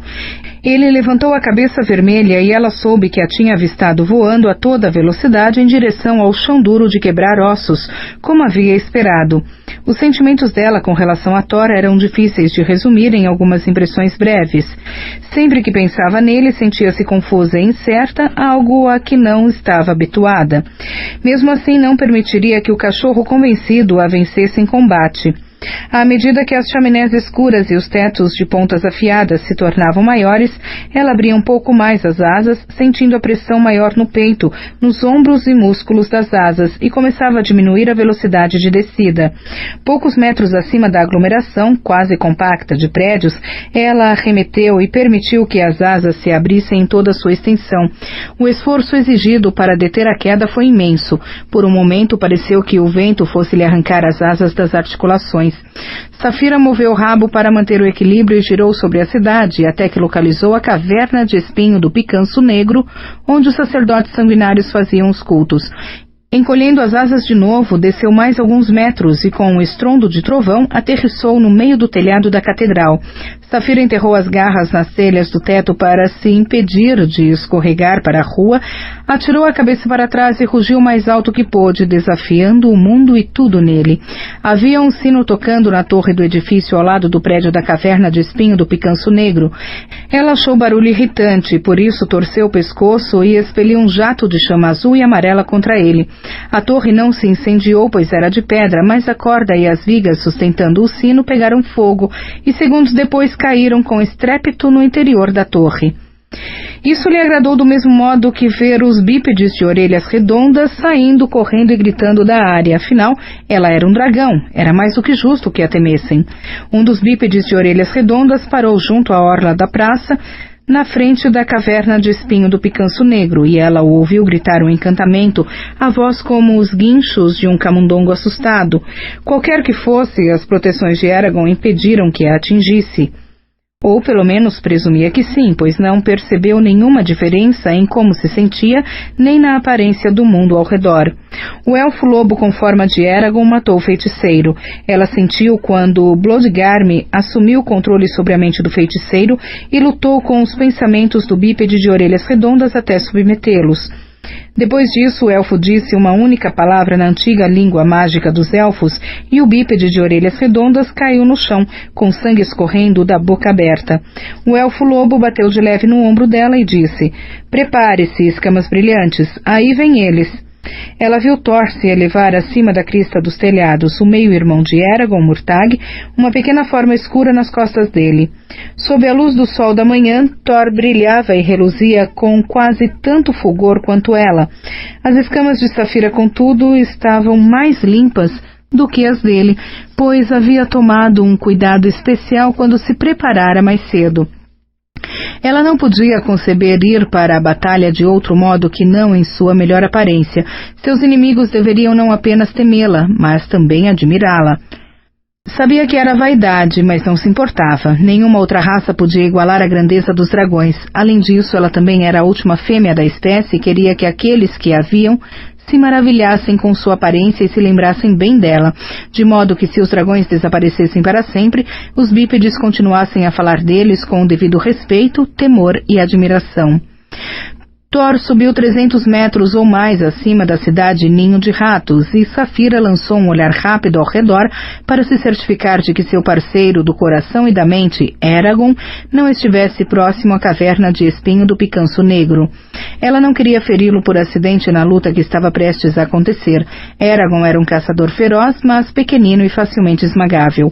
Ainda estava trabalhando para desemaranhar as lembranças dolorosas e de ecos escuros que Eragon compartilhara com ela, mas compreendera o suficiente para saber que os acontecimentos mais uma vez tinham comprovado aquilo em que ela havia muito acreditava.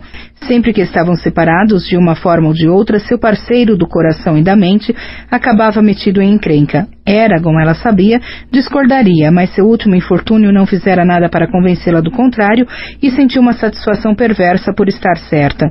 Depois de alcançar a altura apropriada, Thor girou sobre si e mergulhou em sua direção. As chamas jorravam da bocarra aberta. De fogo ela não tinha medo, as defesas de Eragon a protegeriam, mas o peso maciço e a força de Thor lhe permitiriam esgotar rapidamente quaisquer encantamentos destinados a protegê-la de perigo físico. Para se proteger, ela se agachou e pressionou o corpo contra a catedral, virando o pescoço e dando uma dentada no baixo ventre do dragão inimigo. Uma parede de chamas rodopiantes a engolfou, roncando e rugindo como uma cachoeira gigante. As chamas eram tão brilhantes que instintivamente ela fechou as pálpebras internas, do mesmo modo que faria se estivesse debaixo d'água, e a luz deixou de ser ofuscante. As chamas logo se desfizeram e enquanto Thor se deslocava acima, a ponta de seu rabo grosso traçou uma linha contra a membrana da asa direita dela. O arranhão sangrou, mas não muito, e Saphira não achou que fosse lhe causar muita dificuldade durante o voo, por doloroso que fosse. Thor mergulhou várias vezes contra ela, tentando atraí-la a levantar voo. Contudo, ela recusou-se a se mover e depois de mais alguns sobrevoos, ele se cansou de atacá-la e pousou do outro lado da caverna de espinho do Picanço Negro, as asas enormes estendidas para lhe dar equilíbrio. O prédio inteiro se sacudiu quando Thor caiu de 4 e muitas das janelas de vidro como joias, nas paredes abaixo, se despedaçaram e caíram retinindo no chão. Thor agora estava maior que ela, em resultado da interferência de Galbatorix, destruidor de ovos, mas ela não se intimidou. Tinha mais experiência que Thor e, além disso, havia treinado com Glaedry, que fora maior até que a combinação dela com seu adversário. Além disso, Thor não ousaria matá-la. Nem ela acreditava que ele quisesse isso. O dragão vermelho rugiu e avançou, as pontas das garras arranhando contra telhas.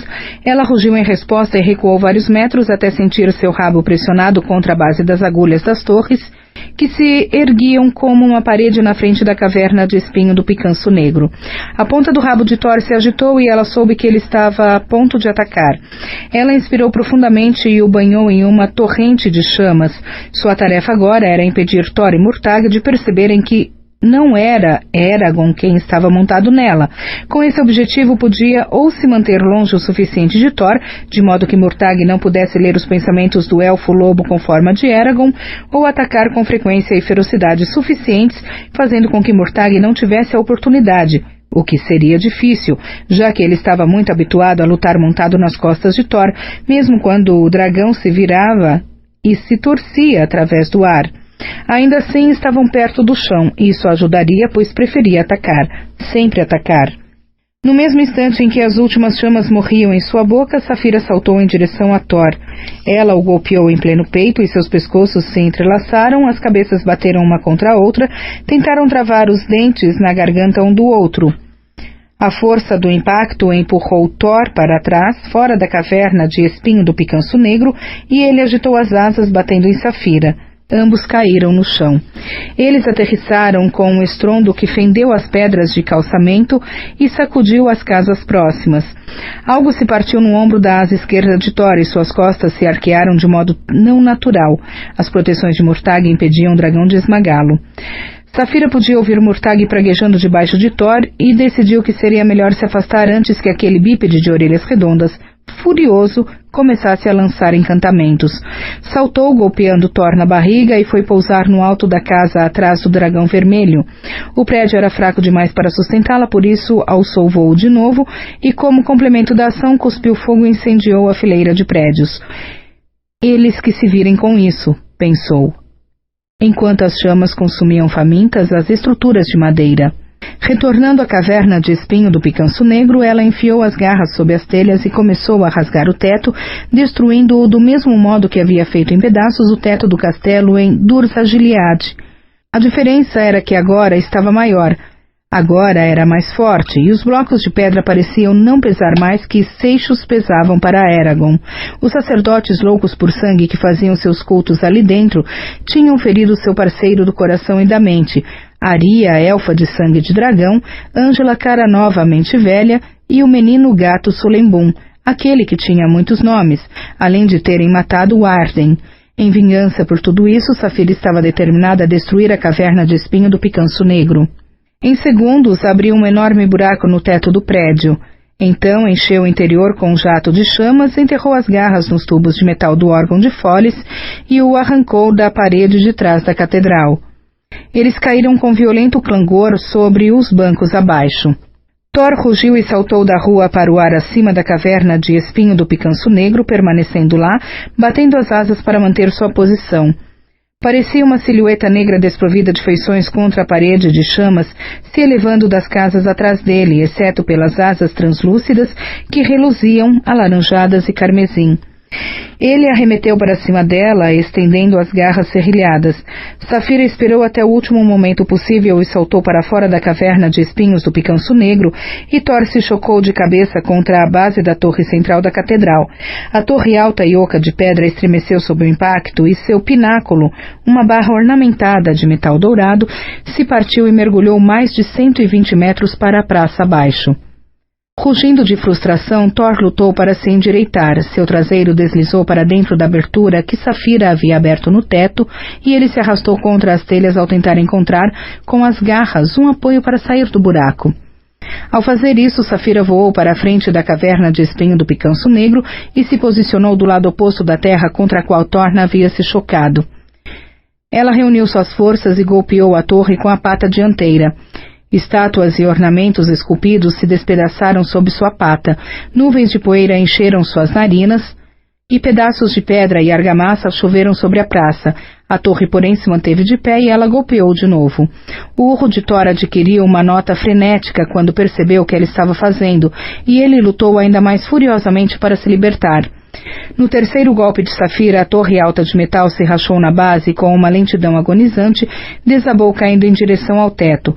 Thor teve apenas tempo de emitir um rosnado furioso antes que a torre de escombros aterrissasse em cima dele, derrubando-o para dentro do prédio em ruínas e enterrando-o sob pilhas de entulho. O som do desabamento ecoou por toda a cidade Ninho de Ratos como o estrondo de um trovão. Saphira rugiu em resposta, dessa vez com um sentimento feroz de vitória.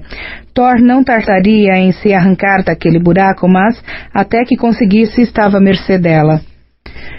Inclinando as asas, ela voou em círculo acima da caverna de espinho do picanço negro. Quando passou ao longo das laterais do prédio, golpeou os pilares que sustentavam as paredes, demolindo-os um de cada vez.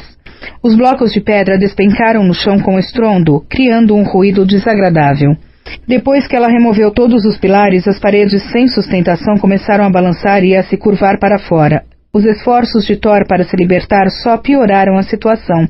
Após alguns segundos, as paredes cederam. A estrutura inteira desmoronou com um ronco semelhante ao de uma avalanche, e uma enorme pluma de poeira se elevou. Saphira roncou triunfante, aterrissou nas patas traseiras ao lado do monte de escombros e começou a pintar os blocos de pedra com o mais quente jato de fogo que conseguiu produzir. Era bem fácil desviar chamas com magia, mas desviar calor de verdade exigia muito mais esforço e energia. Ao obrigar Murtag a gastar ainda mais de força para impedir que ele e Thor fossem cozidos vivos, além de toda a energia que já estava usando para evitar ser esmagado, ela esperava esgotar as reservas dele o suficiente para que Eragon e os bípedes de orelhas pontudas pudessem ter uma chance de derrotá-lo. Enquanto expelia fogo, o elfo-lobo em suas costas cantava encantamentos que Saphira não sabia para que serviam e tampouco estava interessada em saber. Confiava no bípede. Tinha certeza de que o que ele estava fazendo ajudaria. Saphira recuou rapidamente quando os blocos no centro do monte explodiram e, com um rugido, Thor se libertou dos escombros de uma vez. As asas dele estavam amassadas como as de uma borboleta esmagada e estava sangrando de vários cortes ao longo das pernas e costas. Ele olhou furioso para ela e rosnou, seus olhos cor de rubi escuros de raiva. Pela primeira vez ela o havia realmente enfurecido e podia ver que estava ávido por rasgar sua carne e provar seu sangue. Bom, pensou ela, talvez ele não fosse tão vira-lata quanto ela havia presumido. Murtagh enfiou a mão em uma bolsinha no cinto e tirou um pequeno objeto redondo.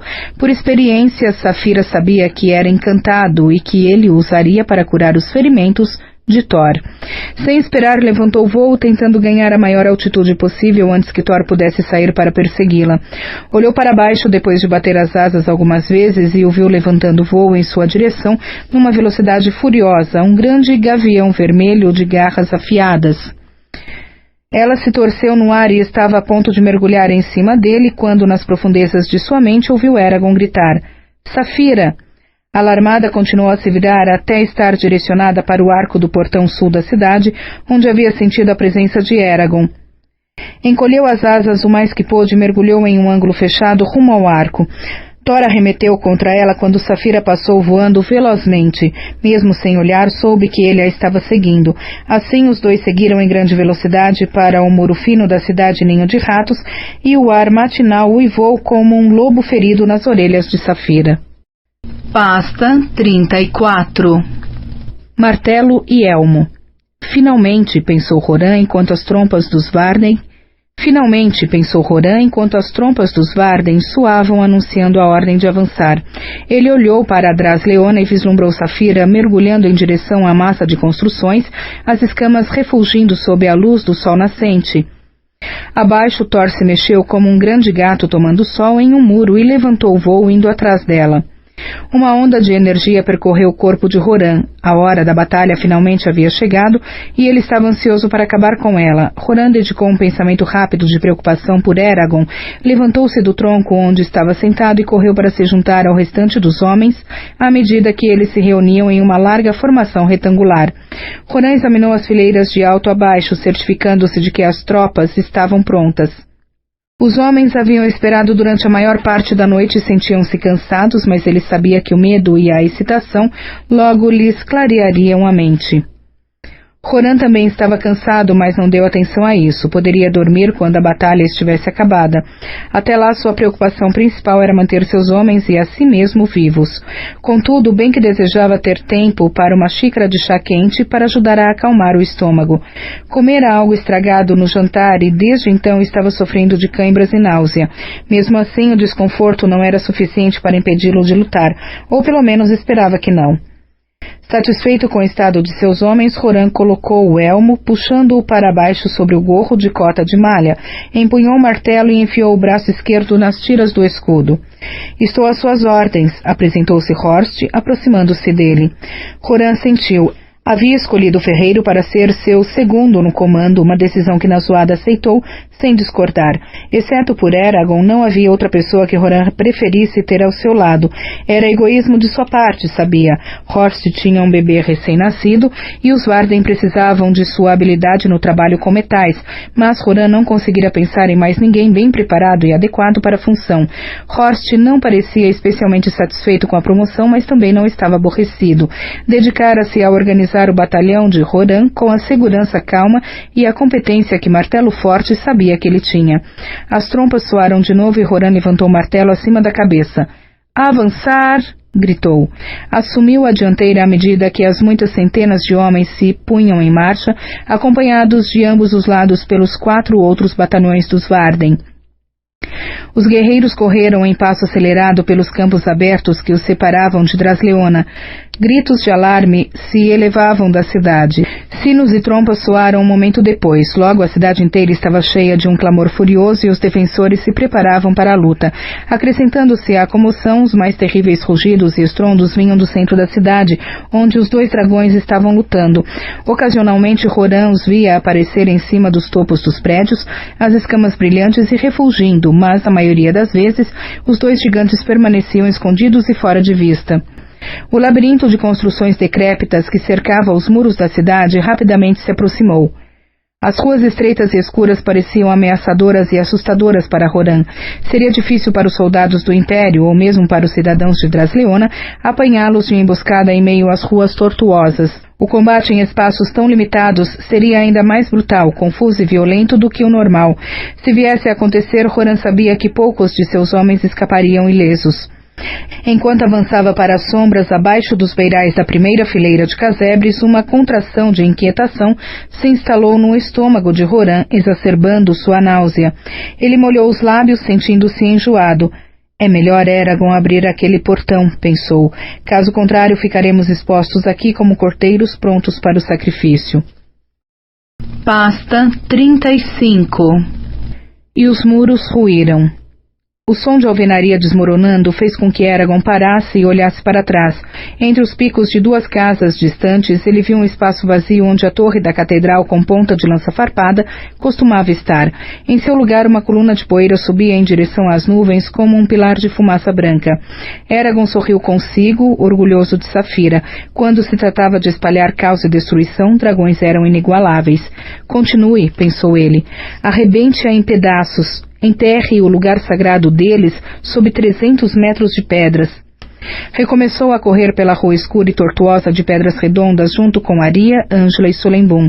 Havia um bom número de gente já circulando, mercadores indo abrir suas lojas, vigias noturnos a caminho da cama, nobres bêbados saindo de suas orgias, mendigos dormindo em batentes, bem e correndo desordenadamente para os muros da cidade. Todas as pessoas, mesmo as que estavam correndo, olhavam a todo instante na direção da catedral. O barulho dos dois dragões lutando ribombava pela cidade. Todos, dos mendigos cheios de feridas aos soldados experientes e os nobres ricamente vestidos, pareciam aterrorizados e nenhum deles concedeu a Eragon ou a seus companheiros mais que um olhar de relance. Também ajudava o fato de Aria poder se passar por um ser humano comum a um olhar rápido. Por insistência de Eragon, Aria largara o acólito inconsistente em uma viela a uma boa distância da catedral. Prometi que o levaríamos conosco, explicou Eragon, mas em momento nenhum disse até onde. Ele poderá encontrar seu caminho a partir daqui. Aria concordara e parecera aliviada por se livrar do peso do rapaz. Os quatro desceram correndo pela rua. Uma estranha sensação de familiaridade dominou Eragon. Sua última visita a Drasleona acabara de maneira muito semelhante, com ele correndo entre os prédios sujos e próximos uns dos outros, na esperança de alcançar um dos portões antes de o Império destruir. Dessa vez, porém, ele tinha mais a temer do que apenas os Razak. Eragon olhou de novo de relance para a catedral. Tudo o que Saphira tinha de fazer era manter Murtagh e Thor ocupados por mais alguns minutos, e seria tarde demais para que detivessem os Varden. Contudo, minutos podiam ser como horas durante uma batalha, e Eragon estava profundamente consciente de com que rapidez o equilíbrio de forças podia mudar. Segure firme, pensou, mas não enviou suas palavras para Saphira por temor de distraí-la ou de trair sua posição. Só um pouco mais. As ruas se tornavam mais estreitas à medida que eles se aproximavam do muro, e os edifícios que se projetavam, em sua maioria casas, bloqueavam tudo, exceto uma tira fina de céu azul. Água de esgoto jazia estagnada nas sarjetas. Eragon e Aria usaram as mangas para cobrir o nariz e a boca. O fedor parecia não incomodar a herbolária, embora Solembum rosnasse e chicoteasse o rabo com irritação. Um lampejo de movimento no telhado de um prédio próximo atraiu a atenção de Eragon, mas o que quer que o causara desapareceu quando ele se virou para olhar. Eragon continuou a olhar para cima e depois de alguns momentos percebeu certos detalhes estranhos. Um retângulo branco contra os tijolos cobertos de fuligem e uma chaminé.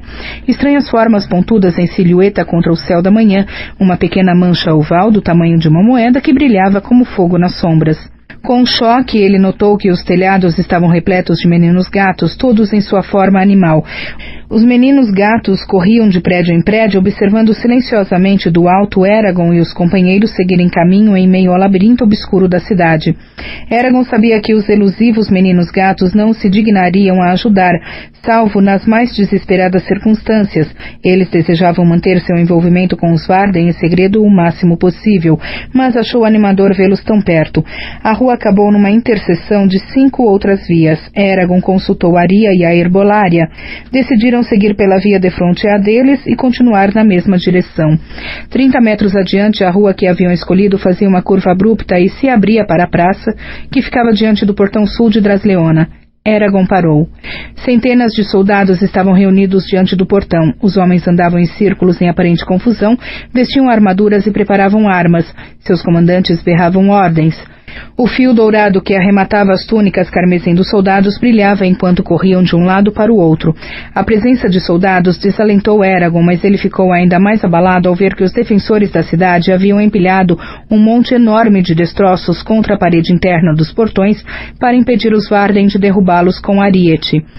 Eragon praguejou. O monte era tão grande que um grupo de 50 homens precisaria de vários dias para removê-lo. Saphira poderia escavar e liberar os portões em alguns minutos, mas Murtagh e Thor nunca lhe dariam a oportunidade.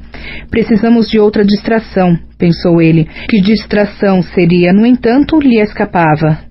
Saphira, chamou, lançando seus pensamentos na direção dela. Ela o ouviu, disso, teve certeza, mas não teve tempo de lhe explicar a situação, pois naquele exato momento um dos soldados parou e apontou para Eragon e seus companheiros. Rebeldes! Eragon arrancou Brísingr da bainha e saltou antes que o restante dos soldados desse atenção ao aviso do homem. Ele não teve escolha. Recuar seria abandonar os Varden à mercê do Império. Além disso, não podia deixar Saphira para cuidar do muro e dos soldados sozinha. Gritou ao saltar, como Arya também fez ao se juntar a ele em seu ataque louco. Por alguns breves momentos, os homens ficaram tão perplexos que vários pareceram não perceber que Eragon era inimigo até que lhes enfiasse a espada. Saraivadas de flechas desceram em arco para a praça, disparadas pelos arqueiros no parapeito. Um punhado delas bateu e quicou contra as defesas de Eragon. O restante matou ou feriu homens do próprio Império. Por mais rápido que fosse, Eragon não conseguiu bloquear todas as espadas, lanças e punhais que tentavam golpeá-lo. Começou a sentir sua força diminuir numa rapidez alarmante à medida que sua magia repelia os ataques. A menos que conseguisse se livrar da pressão, soldados acabariam por exauri-lo a ponto de não conseguir mais lutar. Com um grito feroz, ele girou, mantendo Brísingr perto de sua cintura e abatendo todos os soldados postados ao seu alcance. A lâmina azul iridescente cortou carne e ossos como se não tivessem substância. Sangue escorria da ponta em fitas longas e serpeantes que lentamente se separaram em gotas reluzentes, parecendo esferas de coral polido. Os homens que ele acertava se curvavam para a frente, apertando a barriga, tentando manter fechados os ferimentos. Cada detalhe parecia nítido e brilhante, como se esculpido em vidro. Eragon conseguia ver os fios individuais na barba do espadachim à sua frente. Podia contar as gotas de suor que cobriam a pele abaixo dos olhos do homem e poderia ter apontado cada mancha, arranhão e rasgão da sua roupa. O ruído do combate era dolorosamente alto para seus ouvidos sensíveis, mas Eragon sentia uma profunda calma. Não era imune aos medos que o haviam incomodado antes, mas agora eles não eram despertados com tanta facilidade, e Eragon lutava melhor por isso. O cavaleiro completou o giro e estava justamente se movendo em direção ao espadachim quando Saphira passou rápida acima. Suas asas estavam bem puxadas contra o corpo e trepidavam como folhas sob uma ventania. Quando passou, uma rajada de vento desalinhou o cabelo de Eragon e o empurrou para o chão. Um instante depois, Thor veio atrás, de dentes arreganhados, chamas voando de sua bocarra aberta. Os dois dragões dispararam 800 metros além do muro amarelo de Drasleona, contornaram-no e voltaram. De fora dos muros, Eragon ouviu um clamor de vivas. Os Varden devem estar quase chegando aos portões. Um retângulo de pele em seu antebraço ardeu como se alguém lhe tivesse derramado gordura quente. Eragon sibilou e sacudiu o braço, mas a sensação persistiu. Viu uma mancha de sangue molhando a túnica. Olhou novamente para Saphira. Tinha que ser sangue de dragão, mas ele não sabia dizer de qual dos dois. Enquanto os dragões se aproximavam, Eragon aproveitou o atordoamento momentâneo dos soldados para matar mais 3. Então o restante dos homens recuperou a razão e a batalha recomeçou acirrada. Um soldado com um camacho de guerra avançou para a frente de Eragon e começou a desferir-lhe um golpe. A meio caminho, Arya despachou o homem com um corte por trás que quase o partiu em 2. Eragon podia sentir Arya arquejando tanto quanto ele. Embora fossem mais fortes e mais rápidos que a maioria dos seres humanos, havia um limite para sua resistência, um limite para seus recursos. Já haviam matado dúzias de soldados, mas ainda restavam centenas, e Eragon sabia que reforços logo chegariam de outras áreas em Drasleona. "O que fazemos agora?" gritou ele, aparando uma lança arremessada contra a coxa. Magia, respondeu Arya. Repelindo os ataques dos soldados, Eragon começou a recitar todos os encantamentos que conseguiu lembrar que pudessem matar os inimigos. Outra lufada de vento agitou seu cabelo e uma sombra fresca o encobriu. Saphira voava em círculo acima, dissipando seu excesso de velocidade. Ela abriu as asas e começou a descer rumo aos parapeitos do muro. Antes que pudesse pousar, Torna a alcançou. O dragão vermelho mergulhou, lançando um jato de chamas de mais de 30 metros de comprimento.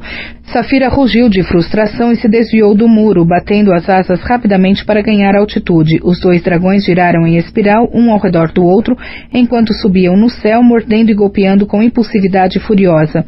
Ver Saphira em perigo apenas reforçou a determinação de Eragon. Aumentou a velocidade com que falava, entoando as palavras da língua antiga o mais rápido possível, sem pronunciá-las errado.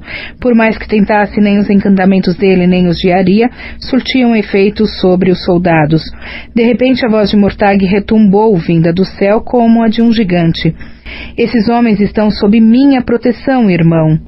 Eragon olhou para cima e viu Thor descendo veloz para a praça. A súbita mudança de direção do dragão vermelho havia apanhado Saphira de surpresa. Ela ainda pairava alto acima da cidade, uma forma azul escura contra o céu azul mais claro.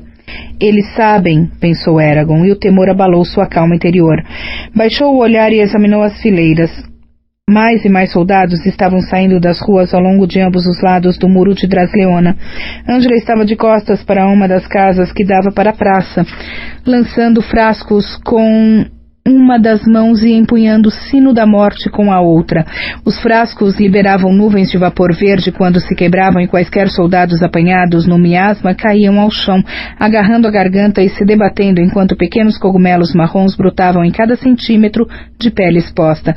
Atrás da herbolária, no topo plano de um muro do jardim, estava agachado Solembum. Um menino gato aproveitava sua posição privilegiada para atacar com as garras os rostos dos soldados e arrancar-lhes os elmos, distraindo-os no instante em que tentavam fechar o cerco ao redor da bruxa. Tanto ele quanto Ângela pareciam cercados e Eragon duvidava de que resistissem por muito mais tempo.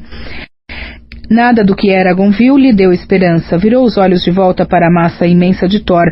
O dragão vermelho enchia as asas de ar e reduzia a velocidade em sua descida. «Temos que sair daqui», gritou Arya.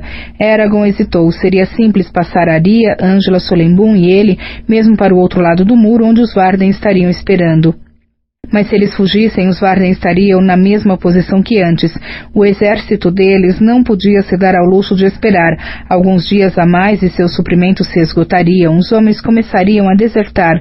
Depois que isso acontecesse, Eragon sabia que nunca mais conseguiriam unir todas as raças contra Galbatorix. O corpo e as asas de Thor encobriram o céu, lançando a área numa escuridão avermelhada e escondendo Saphira de vista. Glóbulos de sangue, cada um do tamanho do punho de Eragon, pingavam do pescoço e das pernas de Thor, e mais de um soldado gritou de dor quando o líquido os escaldou. «Eragon, agora!» gritou Arya. Ela agarrou o braço dele e puxou, mas ainda assim ele manteve a posição, não querendo admitir derrota. Ele havia esperado guardar a energia contida no anel para o dia em que finalmente pudesse confrontar Galbatorix. Era uma quantidade pequena se comparada à que o rei sem dúvida teria acumulado durante seus longos anos no trono, mas era a maior reserva de força que Eragon possuía, e sabia que não teria a chance de reunir nada igual antes de os Varden alcançar Urubaen, se é que alcançariam. Além de tudo, era uma das poucas coisas que Bronn lhe havia deixado. Por esses dois motivos, relutava em usá-la. Apesar disso, não conseguiu pensar em nenhuma alternativa. A concentração de energia dentro de Arryn sempre parecera enorme para Eragon. Agora, porém, ele se perguntava se seria suficiente para o que pretendia fazer. Pelo canto do olho, ele viu Thor estendendo uma pata em sua direção com garras tão grandes quanto um homem, e uma pequena parte de seu ser gritou para fugir antes que o monstro acima o apanhasse e o comesse vivo. Eragon prendeu a respiração, abriu a preciosa reserva de Arryn e gritou: «Gierda!» A torrente de energia que fluiu através dele foi maior que qualquer outra que experimentara. Era como um rio frio como gelo que queimasse e formigasse com intensidade quase insuportável. A sensação era ao mesmo tempo de agonia e de êxtase. Ao seu comando, a enorme pilha de destroços bloqueando os portões explodiu em um pilar sólido de terra e pedra. Os destroços acertaram o flanco de Thor, rasgando sua asa e derrubando o dragão que urrava além dos arredores de Drasleona. O pilar se espalhou para fora, formando um dossel frouxo sobre a metade sul da cidade. A erupção dos destroços sacudiu a praça e derrubou todo mundo no chão. Eragon aterrissou sobre as mãos e os joelhos e permaneceu ali, olhando para cima, mantendo o encantamento. Quando a energia do anel estava quase esgotada, ele sussurrou: Gangahaeta! Como uma nuvem de tempestade impelida por um vendaval, a coluna flutuou para a direita, rumo às docas e ao lago Leona. Eragon continuou a empurrar os destroços para longe do centro da cidade por tanto tempo quanto pôde. Então, com os últimos resíduos da energia que fluíam em seu corpo, encerrou o encantamento. Com um som enganadoramente suave, a nuvem de destroços ruiu sobre si. Os elementos mais pesados, pedras, pedaços de madeira e nacos de terra, caíram em linha reta, golpeando a superfície do lago. As partículas menores permaneceram suspensas no ar, formando uma grande mancha marrom que lentamente flutuou mais para oeste. Onde os destroços tinham estado agora, havia uma cratera vazia. Pedras de calçamento quebradas delimitavam o buraco como um círculo de dentes partidos. Os portões da cidade estavam abertos, retorcidos e despedaçados, destruídos de forma irreparável. Por esses portões retorcidos, Eragon viu os Varden reunidos em massa nas ruas além. Soltou a respiração e permitiu que sua cabeça tombasse para a frente de exaustão. Funcionou, pensou ele estarrecido. Levantou-se devagar, vagamente consciente de que o perigo ainda não havia passado. Com os soldados lutando para se pôr de pé, os Varden entraram em massa em Drasleona, berrando gritos de guerra e batendo as espadas nos escudos. Alguns segundos depois, Saphira aterrissou entre eles e o que estivera a ponto de se tornar uma batalha feroz se tornou uma debandada à medida que os soldados corriam para se salvar. Eragon avistou Roran em meio ao mar de homens e anões, mas o perdeu de vista antes de conseguir capturar a atenção do primo. Aria? Eragon se virou e ficou alarmado ao ver que ela não estava ao seu lado. Ampliou sua busca e logo a avistou quase no meio da praça, cercada por cerca de 20 soldados. Os homens lhe seguravam os braços e as pernas com feroz tenacidade e tentavam arrastá-la. Aria libertou uma das mãos e golpeou um homem no queixo, quebrando-lhe o pescoço, mas outro soldado ocupou o lugar dele sem que ela conseguisse desferir outro golpe. Eragon correu para ela. Estafado, deixou o braço que empunhava a espada balançar para baixo e a ponta de Brisingr se prendeu na cota de malha de um soldado morto, arrancando o punho de sua mão. A espada caiu no chão com clangor. Eragon hesitou, sem saber se deveria voltar, mas viu 2 soldados golpeando Aria com punhais e redobrou a velocidade. Quando ele a alcançou, Aria conseguira se libertar de seus atacantes por um momento.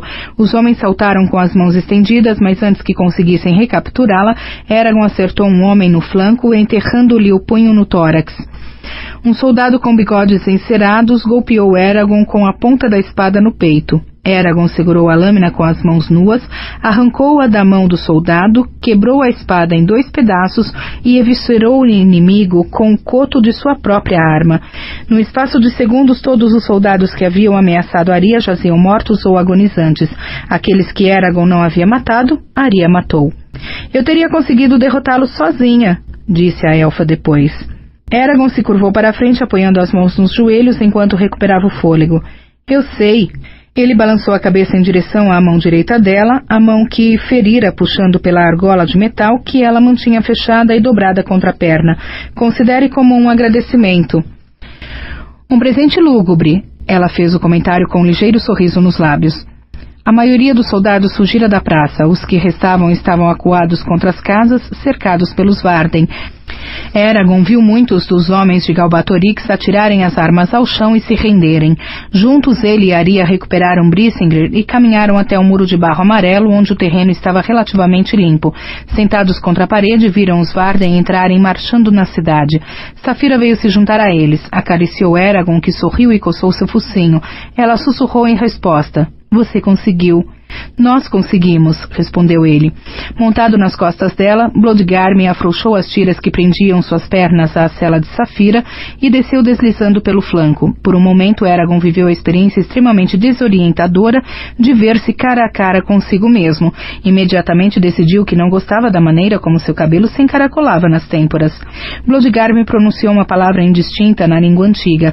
Sua forma tremeluziu como um reflexo de calor e mais uma vez voltou a ser ele mesmo. Alto, peludo, de olhos amarelos, orelhas compridas e dentes afiados. Bloodgarm não parecia ser elfo nem humano, mas, em sua expressão tensa e carregada, Eragon detectou a marca do pesar e da raiva combinados. Matador de espectros, disse ele e fez uma reverência para Aria e para Eragon. Saphira me contou sobre o destino de Warden. Não pôde concluir a frase.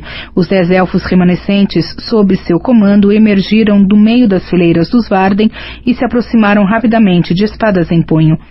Matador de espectros! Exclamaram. Argetlan! Escamas brilhantes! Eragon os cumprimentou, cansado, e se esforçou para responder às perguntas, apesar de, na verdade, preferir não fazer nada. Um rugido interrompeu a conversa e uma sombra caiu sobre eles. Eragon levantou os olhos e avistou Thor, mais uma vez são e salvo, se equilibrando sobre uma coluna de ar nas alturas. O cavaleiro praguejou e correu para montar em Saphira, desembaiando Brisingr e Aria. Bloodgarm e os outros elfos formaram um círculo protetor ao redor dela. A força combinada deles era formidável, mas se seria suficiente para repelir Murtagh, Eragon não sabia.